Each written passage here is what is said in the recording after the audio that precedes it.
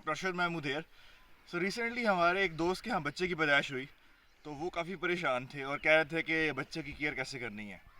हमारे माशरे के अंदर बहुत सी मिथ्स ऐसी राइज हैं कि जो काफ़ी टाइम से चली आ रही हैं और वो चलती जा रही हैं, और उनको रोकना और उनसे छुटकारा करना बड़ा मुश्किल हो जाता है।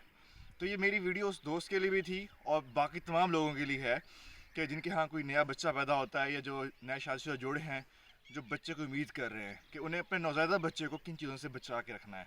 तो ये चीज़ें वन बाई वन बताऊंगा जो हमारे माशरे में की जाती हैं, जिसको हम देखते हैं बीइंग ए पीडियाट्रिशियन, और आप लोगों ने अपने बच्चों को उनसे बचानी है। तो जैसे ही बच्चा पैदा होता है नया, तो जो 4-5 काम शुरू में कर दिए जाते हैं वो बताता हूँ। सबसे पहले तो ये बच्चे की आंखों के अंदर सुरमा लगा दिया जाता है। तो सुरमा आंखों के अंदर नहीं लगाना, आल तो सुन्नत है ये, लेकिन चूँकि आजकल मिलावट चीज़ें आ रही हैं, सुरमे के अंदर लेड का अंसर पाया जाता है जिसको सीसा भी कहा जाता है, और अगर ये बहुत ज़्यादा क्वांटिटी के अंदर हो तो बच्चे के दिमाग को नुकसान पहुंचा सकता है। तो सुरमे से अवॉइड करना है। फिर दूसरा ये होता है कि जैसे बच्चा पैदा होता है रोता है, वो लोग समझते हैं, और उसका एक रिफ्लेक्स होता है, जैसे आप उसकी उंगली मुंह की तरफ लेके जाएंगे उसको चूसना शुरू कर देगा। तो लोगों को ये होता है ना कि बच्चे को बहुत ज़्यादा भूख लगी हुई है। तो हम रिकमेंड यही करते हैं कि बच्चों को पहले घंटे के अंदर माँ का दूध दिया जाना चाहिए। जो फैमिलीज़ इस चक्कर में होती हैं कि भाई हमने बच्चे को माँ का दूध पिलाना है, वो पिला लेती हैं, और जो सोचती हैं कि नहीं बच्चे माँ का तो ऑपरेशन हुआ है तो माँ भी नहीं पिला पाएगी, तो वो नहीं पिला पाते। अब इस दरमियान में जब तक माँ का दूध नहीं आता, लोग कहते हैं बच्चा भूखा है तो क्या दें, तो उसको अर्क पिलाना शुरू कर देते हैं। तो अर्क जो है उसकी कंपोजिशन का हमें पता नहीं है, उससे फ़ायदा या नुकसान कुछ भी हो सकता है, तो अर्क से अवॉइड करना है। तीसरा ये है कि मार्केट के अंदर बहुत से डिफरेंट टाइप्स की घुट्टीज़ मिल जाती हैं, तो लोग वो देना शुरू कर देते हैं कि बच्चे को ये पिलाएं, उसकी शुगर लेवल मेंटेन हो जाएगा। तो उससे भी अवॉइड करें, वो भी रिकमेंडेड नहीं है।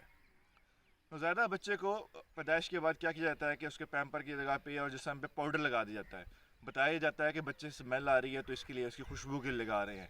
तो ऐसा कुछ नहीं है, बच्चे को पाउडर वगैरह नहीं लगाना, इससे उल्टा नुकसान हो जाएगा। किस तरह होगा कि अगर जिस्म पे छाती पे पाउडर आपने लगाया हुआ है तो बच्चा उसको इनहेल कर सकता है, नतीजे में उसको छाती ख़राब हो जाएगी।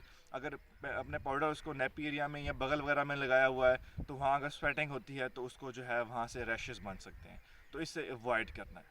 फिर जब समझा जाता है कि जब बच्चा नया आया तो ठंडा हो जाएगा, तो इवन गर्मी के मौसम के अंदर जब टेम्परेचर आपका 40+ जा रहा है तो लोग उसको 3-3 कपड़ों के अंदर लपेट लेते हैं, जिससे बच्चों को बुखार हो जाता है।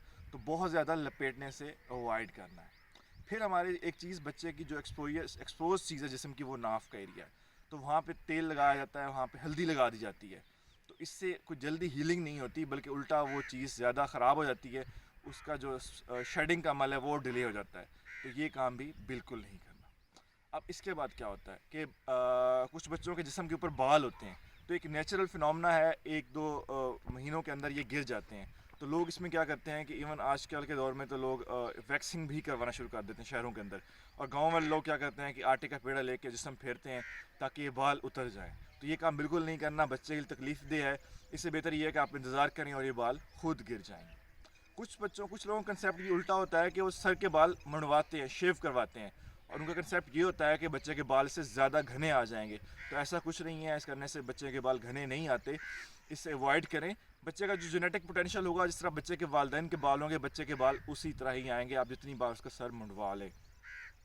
फिर क्या किया जाता है कि बच्चे की बच्चों की नाक थोड़ी सी मोटी होती है जो जेनेटिकली है, तो उसकी नाक को दबाया जाता है कि नाक पतली हो जाए, क्योंकि पतली नाक थोड़ी सी प्यारी लगती है।